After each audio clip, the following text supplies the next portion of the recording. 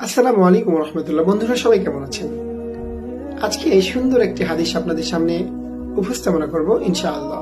সহিহ বুখারী শরীফের 2024 নম্বর হাদিসটি এমন ভাবে বর্ণনা করা হয়েছে, হযরত আয়েশা রাদিয়াল্লাহু আনহা হতে বর্ণনা করা হয়।